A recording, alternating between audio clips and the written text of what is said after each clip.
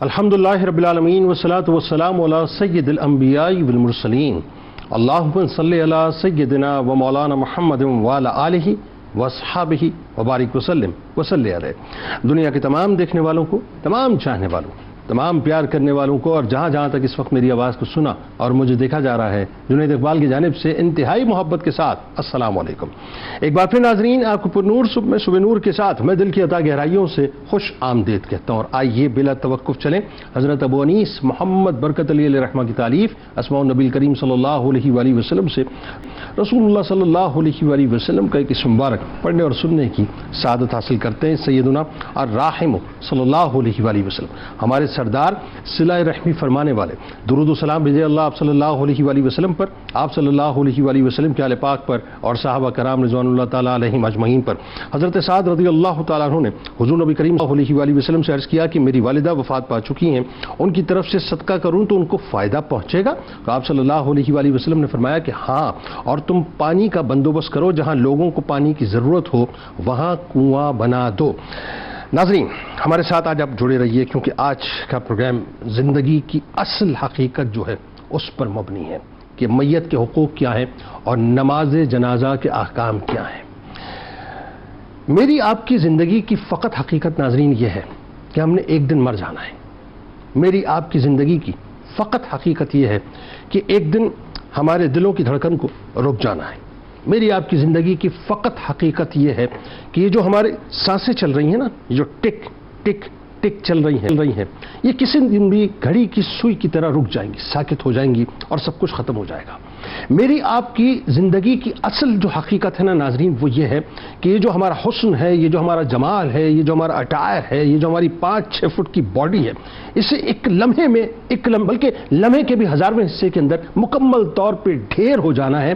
اور میری آپ کی حقیقت ناظرین یہ ہے، جس کو ہمیں مان لینا چاہیے صاحب، کہ ہمیں اس دنیا سے چلے جانا ہے۔ میری آپ کی حقیقت یہ ہے کہ جو لوگ آج ہمارا بہت ہی پروٹوکول جو ہے اس کا خیال کرتے ہیں، ہمیں بڑا احترام دیتے ہیں، ہمیں بڑی عزت دیتے ہیں، ہمیں بڑی توقیر دیتے ہیں، ہم آتے ہیں تو ان کے وجود کانپنے لگتے ہیں، جھک جھک کے ہمیں سلام کرتے ہیں، زمین کو ٹھوک ٹھوک کے ہمیں سلیوٹ کرتے ہیں، اور ہمارے سامنے بس ہر وقت جو ہے دبے لچے رہتے ہیں۔ حقیقت یہ ہے کہ ایک دن آئے گا کہ سب کچھ ختم ہو جائے گا، ہمیں موت آ جائے گی، اور وہی لوگ جو ہمارے سامنے سروں کو جھکاتے ہیں، وہ شاید ہو سکتا ہے، یہ بھی ممکن ہے کہ وہ ہمارے جنازے میں ہی موجود نہ ہو، لیکن ہو سکتا ہے وہ اگر جنازے میں موجود ہوں تو اپنے ہی کاندھوں پر اٹھا کر جو ہے ہمیں مٹی کے سپرد کر کے آ جائیں گے۔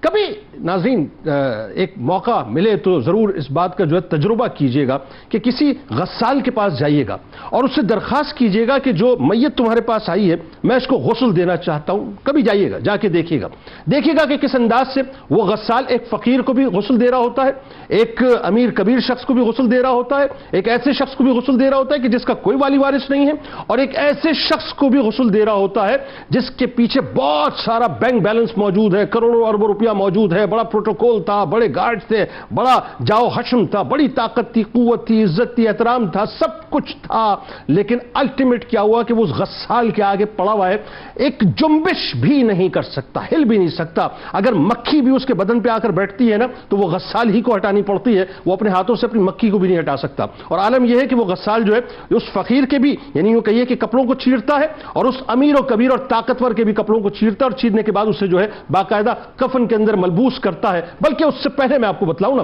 اس کے پیٹ کو آہستہ آہستہ سے دبا کے جو ہے اس کے پیٹ کی غلاظت نکالتا ہے، وہ غلاظت بھی نکال نہیں پاتا، غلاظت بھی نہیں نکال پاتا، یعنی وہ غسال ہی اس کی غلاظت کو نکالتا ہے۔ اس کے بعد جو ہے اس کو ظاہر ہے مطلب کفن پہناتا ہے، اسے غسل دیتا ہے، اسے کافور لگاتا ہے، اسے باندھ دیتا ہے، اور وہ حرکت نہیں کر سکتا، کبھی ادھر کروٹ دیتا ہے، کبھی ادھر کروٹ دیتا ہے، اور فائنلی کیا ہوتا ہے کہ لوائقین کو بلواتا ہے کہ بھئی اپنی میت لے کے چلے جاؤ۔ اوقات سمجھ رہے ہیں انسان کی کیا ہے؟ بھئی بڑے القابات لگتے تھے نا نام کے آگے، فلاں فلاں فلاں فلاں، کہا جاتا ہے میت کو لے کے چلے جاؤ، اور اگر وہ میت جو ہے خوش قسمت ہوگی تو اٹھانے والے ظاہر کاندھے پہ موجود ہوں گے، اور جس وقت جنازہ چلتا ہے نا، کبھی جائیں، کبھی جنازوں میں شامل تو ہوا کریں۔ پتہ تو چلے گا آپ کو کہ انسان کی جو حقیقت ہے وہ کیا ہے، کہ جس وقت کاندھے پر اٹھا کر وہ قبرستان کی جانب بڑھ رہے ہوتے ہیں نا، تو کوئی اپنی دنیاوی کاموں میں لگا ہوا ہوتا ہے، کوئی اپنی بدمستیوں میں لگا ہوا ہوتا ہے، کوئی اپنی جاب کو ڈسکس کر رہا ہوتا ہے، کوئی اگلی پلاننگ کر رہا ہوتا ہے کہ بس میں نے یہاں سے اٹینڈنس دینی ہے، شکل دکھانی اور آگے نکلنا ہے، اور وہ آگے اپنے کاموں کی بنت کر رہا ہوتا ہے. لیکن کسی کو اس بات کی فکر، خال الا ماشاءاللہ، لیکن کسی کو اس بات کی فکر نہیں ہوتی کہ وہ جب مر گیا اس کی اس وقت کیفیت کیا ہوگی. اور جس وقت اسے سپرد کیا جاتا ہے زمین کے، ذرا سوچئے کہ وہ شخص جو بڑے پروٹوکول میں رہتا ہوگا، بہت ہی جو ہے لوگ اس کے آگے پیچھے ہر وقت دندناتے پھرتے ہوں گے، اس کی ہر چاہ کا اہتمام کرتے ہوں گے، آج وہی لوگ شاید ہو سکتا ہے، کیونکہ بہت سے لوگ تو منصب کے ساتھ ساتھ چھوڑ کے چلے جاتے ہیں نا، تو وہ لوگ شاید اس کو یعنی قبر میں اتار دیں، اتارنے کے بعد جب سلیب لگا دیتے ہیں تو وہ تنہا اس قبر کے اندر اتر جاتا ہے. تو جنازوں میں جایا کیجئے تاکہ خوف خدا پیدا ہو، دل نرم ہو، اور آپ کو یہ پتہ چلے کہ آپ کی، ہماری، ہم سب کی حقیقت بنیادی طور پہ کیا ہے. تب انسان جو ہے واقعی انسان کا بچہ بنتا ہے، اسے پتہ چلتا ہے کہ میری کوئی اوقات و کوئی حقیقت نہیں ہے. اس گفتگو کا آغاز کہ ہم نماز جنازہ کے احکامات آج لوگوں کو بتائیں اور میت کے حقوق بتائیں. پہلے تو ذرا موت کی حقیقت لوگوں کو بتائیں، اور بتائیں صاحب کہ قرآن بنیادی طور پہ موت کے بارے میں کیا کہتا ہے. بسم اللہ الرحمن الرحیم. دیکھیے، روئے زمین پر سب چیزوں کا انکار ہوا ہے، یہاں تک کہ ہمیں ایسی مخلوق بھی نظر آئی کہ جس نے اپنے پیدا کرنے والے کا انکار کیا، رسالت کا بھی انکار ہوا، اور بہت بڑی بڑی حقیقتوں کا انکار ہوا. لیکن موت ایک ایسی حقیقت ہے کہ جس کا انکار نہ کل کوئی کر سکا اور نہ آج کوئی کر سکتا ہے، اور یہ ایسا سچ ہے کہ جس سچ کو ہر ایک نے تسلیم اور قبول کیا ہے. اور یہی سبب اور یہی وجہ ہے کہ قرآن مجید فرقان حمید نے بھی بے شمار مقامات پر اس بات کو بالکل واضح کیٹیگوریکل انداز میں ذکر کر دیا ہے کہ یہ موت ایک ایسی حقیقت ہے کہ جس سے فرار ممکن ہی نہیں ہے. اور عجیب لطف کی بات یہ ہے کہ انسان کی جو ظاہری جو اس کی کیفیات ہیں وہ دو حصوں میں منقسم نظر آتی ہیں. ایک اس کی زندگی کی کیفیت ہے اور ایک اس کی موت کی کیفیت. جب وہ دنیا میں آ رہا ہے تو عمومی طور پر ہم کہتے ہیں کہ جناب یہ زندگی کے ساتھ اب دنیا میں جی رہا ہے، اور پھر جب وہ دنیا سے جا رہا ہے تو ہم کہتے ہیں کہ جناب اب اسے موت کی آغوش میں لے گئے، اور یہ موت کی آغوش نے اسے اپنے جو دامن میں سمیٹ لیا ہے، اس کی زندگی کا اختتام ہو گیا. لیکن قرآن مجید فرقان حمید کا اسلوب ہمیں بتاتا ہے کہ یہ دنیا میں آنا زندگی نہیں ہے، دنیا سے جانا موت نہیں ہے. یہ زندگی اور موت کا فلسفہ کچھ علیحدہ ہی ہے. جیسے فرمایا کیف تکفرون باللہ وکنتم امواتا فاحیاکم، فرمایا کہ تم کیسے اس کا انکار کرو گے کہ تم مردہ تھے، اللہ نے تمہیں زندگی عطا کی. ثم یمیتکم ثم یحییکم، پھر وہ تمہیں مارے گا، پھر وہ تمہیں زندہ کرے گا.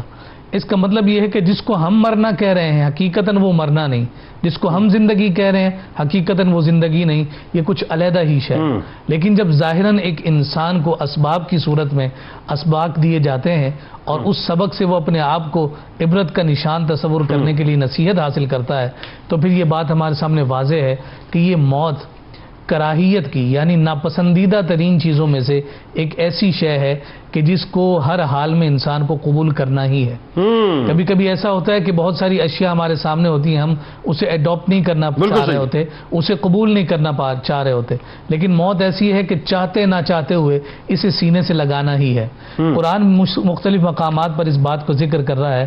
یہاں یہ جو جملہ ہے کل نفس ذائقۃ الموت، یہ قرآن کی نص ہے، اور یہ آیت کا یہ جز 3 مقامات پر مختلف انداز میں ذکر ہوا ہے.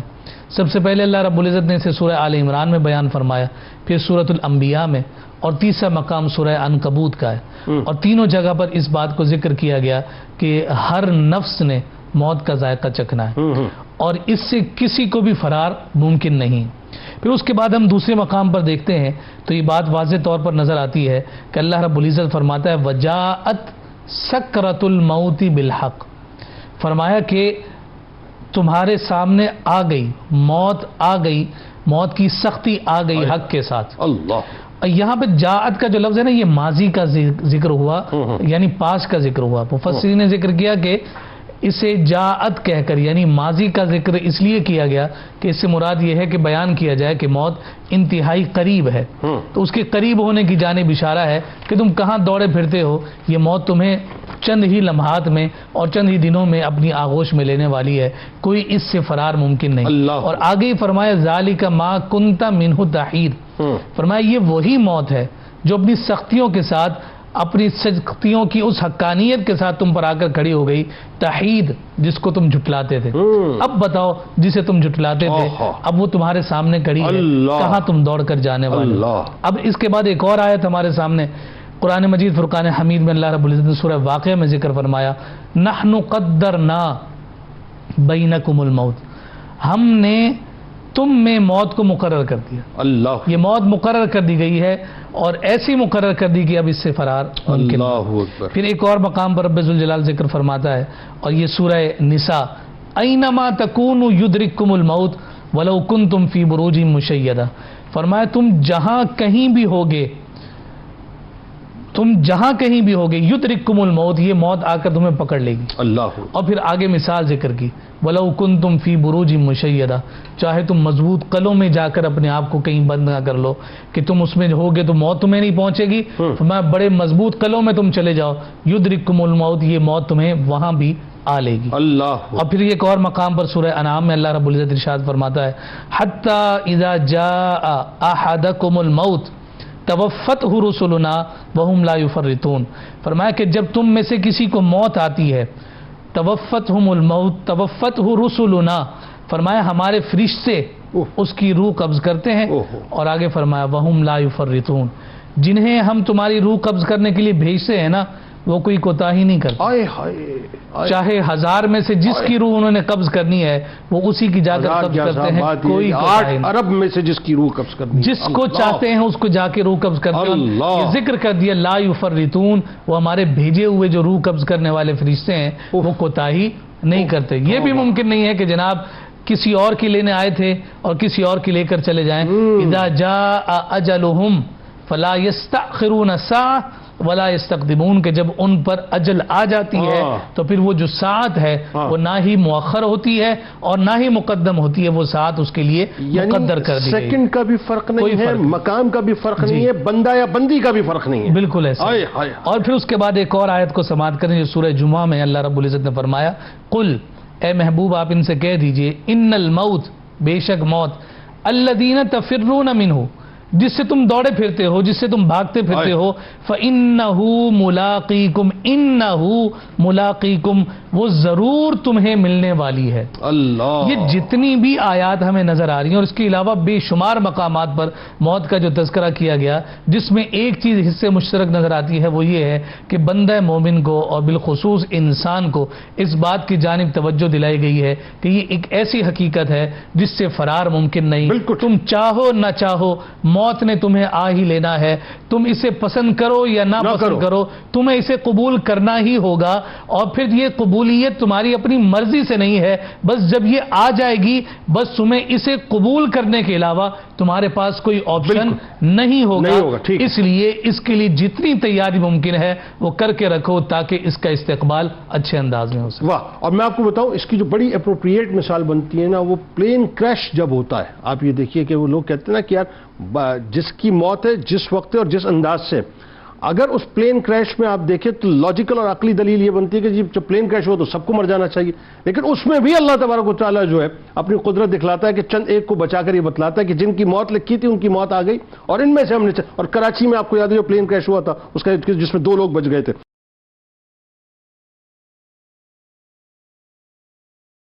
موت آ گئی بالکل قریب، ویسے ظاہر مطلب کسی کو نہیں پتا، لیکن ایک شخص جو بظاہر نظر آ رہا ہے کہ قریب المرگ ہے، وہ شخص یا عورت ہے، تو جو لوگ ساتھ کھڑے ہوئے ان کو کس بات کی ان کو تلقین کرنی چاہیے، ایک بات، اور کس انداز سے تلقین کرنی چاہیے، دوسری بات، اور فوری طور پر اگر کسی کا انتقال ہو جاتا ہے تو جو لواحقین ہیں، اس کے رشتہ دار ہیں، امیجیٹ جو مطلب ریلیشنز ہیں، ان کو کیا کرنا چاہیے، ذرا یہ بتائیں۔ بسم اللہ الرحمن الرحیم۔ دیکھیے پہلے حضرت نے ایک بات ذکر کی تھی کہ موت جب آنی ہے تو فرشتے جو روح قبض کرنے والے ہیں وہ اس میں ذرہ برابر بھی غفلت نہیں کرتے. تو ہمارے یہاں پر بعض اوقات جو ہے نا وہ اس سلسلے میں کچھ لطیفے مشہور ہیں کہ وہ فرشتے آئے تھے پہچان نہ سکے معاذ اللہ اور نہ وہ روح قبض کرنے سے رہ گئی. تو یہ جو لطائف ہمارے یہاں پر بنائے جاتے ہیں اس طریقے سے جو لطیفے ذکر کیے جاتے ہیں یہ صراحتاً ایک تو غفلت کی دلالت بھی ہیں, غفلت کی طرف دلالت بھی کرتے ہیں, اور دوسرا اس پہ سخت حکم بھی لگ سکتا ہے. لہٰذا یہ موت ہے, کوئی آسان بات نہیں, کوئی مذاق نہیں ہے, اور فرشتوں کا بھی مذاق ہے. تو اسی لیے جو ہے وہ ان چیزوں کو مذاق کے اندر نہ لایا جائے. لطیفے سنانے کے لیے, لطیفے ذکر کرنے کے لیے اور بہت سارے موضوعات ہیں, آپ ان کو منتخب کر لیں وہ بھی دائرہ شریعت میں رہ کر.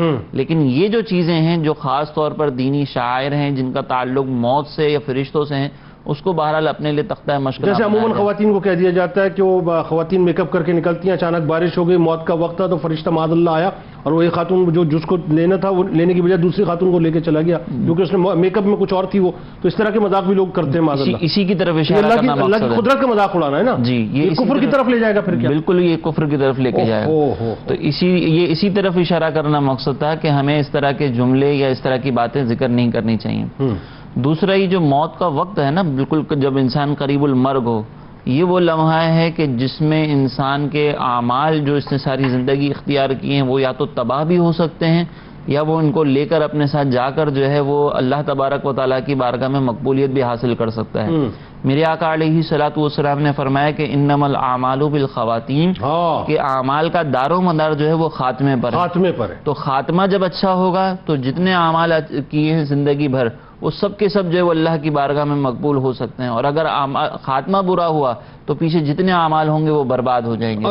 اسی طریقے سے دیکھیں میرے آقا علیہ الصلوۃ والسلام نے ایک اور مقام پر ارشاد فرمایا, یہ جو آگے تلقین ہے میں اس کی طرف اشارہ کر رہا ہوں کہ میرے آقا علیہ الصلوۃ والسلام نے فرمایا کہ ایک شخص جو ہے وہ ساری زندگی جنتیوں والے اعمال کرتا ہے, یہ تو بڑی ریلیونٹ, لیکن تقدیر کا لکھا آڑے آتا ہے اور وہ پھر جو وہ جہنمیوں والے اعمال اختیار کر کے جہنم میں چلا جاتا ہے. اور سرکار نے فرمایا کہ اتنے نیک اعمال کیے ہوتے ہیں کہ جنت سے ایک بالشت رہ جاتا ہے.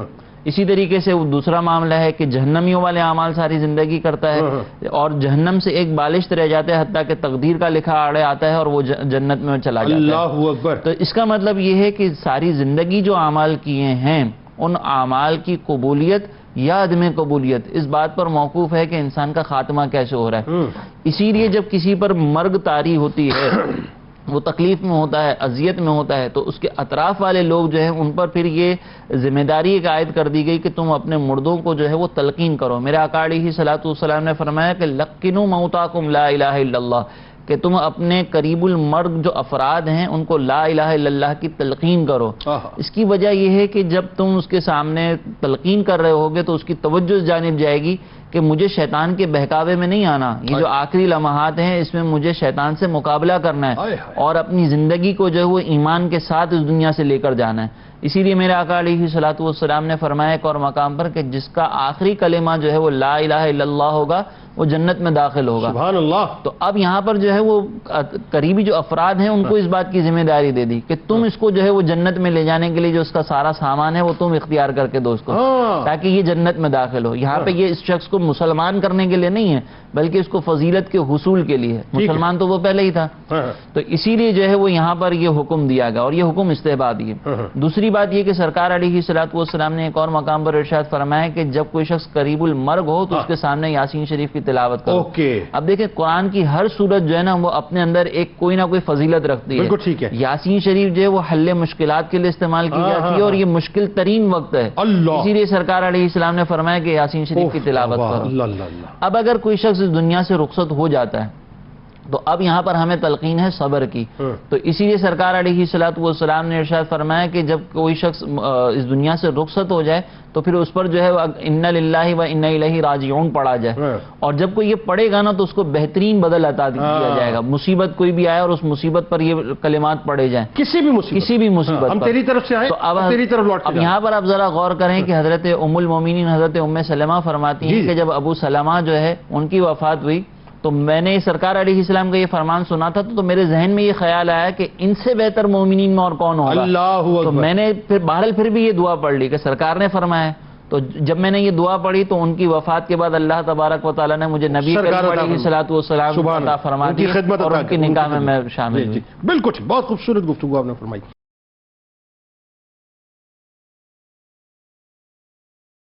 اب ذرا آئیے علامہ صاحب لوگوں کو لیے چلیں. ہمارے یہاں ایک بہت بڑا مسئلہ, صرف میں ضمن کریکٹ کرنے کے لیے اس بات کو عرض کرنا چاہتا ہوں, یہ ڈیلیما ہے سوسائٹی کا. ہونا تو یہ چاہیے تھا کہ باپ کا انتقال ہو تو بچہ کھڑا ہو, اور میں آ کے اپنے والد کو جو ہے غسل دوں گا. میں ماں کا انتقال ہو تو بیٹی جو ہے مطلب وہ کھڑی ہو اور اس کو پتا ہو غسل کا طریقہ کہ میں نے کس طرح سے اپنی ماں کو غسل دینا ہے. تو یہ آج ٹرین کریں بچوں کو, آج بتائیں نوجوانوں کو کہ خود کھڑے ہو کے جو ہے وہ اپنے باپ کو غسل دیں. صاحب خود کھڑے ہو کے اپنی ماں کو جو ہے بیٹی غسل دے. وہ بیچاری بچپن سے آپ کو صاف کرتی ہے آپ کی گندگی کو. آج آپ اگر یہ فریضہ ادا نہیں کریں گے تو کیسے مطلب وہ برکتیں ملیں گی؟ تو میت کو غسل دینے کا طریقہ کیا ہے؟ غسل دیتے وقت کن کن باتوں کا ہمیں خیال کرنا چاہیے, اور میت کو کفن دینے کا طریقہ کیا ہے یہ بھی بتلائیے, اور کفن پر جو دعائیہ کلمات عموماً لوگ لکھ دیا کرتے ہیں اس کی شرعی حیثیت بھی بتلا دیجیے گا. بسم اللہ الرحمن الرحیم. سب سے پہلے تو میت کو غسل دینے کی شرعی حیثیت ہم جان لیتے ہیں کہ اس کی شرعی حیثیت کے حوالے سے علماء نے ارشاد فرمایا کہ فرض کفایہ ہے. یعنی اگر بعض لوگ میت کو نہلا دیتے ہیں, غسل دے دیتے ہیں تو سب کی طرف سے ادا ہو جائے گا, لیکن خدا نخواستہ کوئی بھی غسل نہیں دیتا تو جس تک اس کی اطلاع پہنچی تھی اور وہ غسل دے سکتا تھا وہ سارے فرض کو ترک کرنے کے گناہ میں شامل ہوں گے, گرفتار ہوں گے.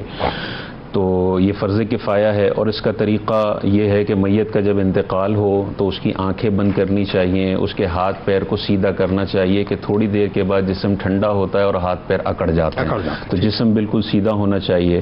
اس کے بعد جس تختے پر اسے غسل دینا ہے تو وہ تختہ پہلے دھو لیں, صاف کر لیں, اور اسے 2 3 5 یا 7 مرتبہ خوشبو کی دھونی دیں تاکہ جو آپ کا تختہ ہے وہ بھی خوشبودار ہو جائے. اس کے بعد پھر میت کو لایا جائے گا. اب میت کے کپڑے اتارنے سے پہلے اس کے ناف سے لے کر گھٹنوں کے نیچے تک جو ایریا جو ستر ہے اس پر ایک کپڑا رکھ دیا جائے گا تاکہ کپڑے اتارے جائیں تو ستر ظاہر نہ ہو.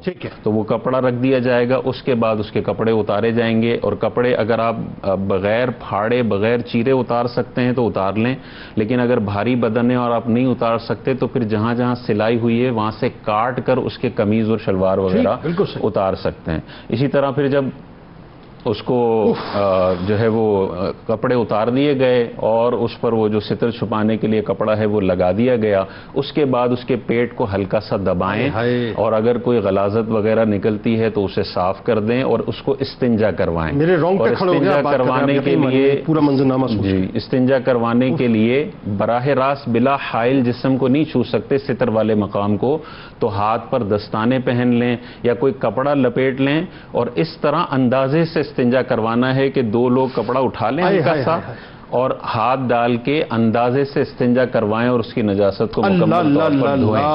انسان کی اوقات. جی, پھر اگلا مرحلہ یہ ہے کہ اس کو نماز کا سا وضو کروایا جائے گا, اور اس میں کلی اور ناک میں پانی تو نہیں چڑھایا جا سکتا. چہرہ دھوئیں گے, ہاتھوں کو کوہنیوں سمیت دھوئیں گے, پیروں کو ٹخنوں سمیت دھوئیں گے, اور سر کا مسح کریں گے. اور کلی اور ناک میں پانی چڑھانے کے لیے علماء نے ارشاد فرمایا کہ گیلا کپڑا لیں, اس کے ہونٹوں پر گھمائیں, اس کے دانتوں پر گھمائیں, اس کے مسوڑوں پر گھمائیں اور اس کے نتنوں پر گھمائیں, تو یہ کلی اور ناک میں پانی چڑھانے کے قائم مقام ہو جائے گا. تو یہ وضو کروانا ہے.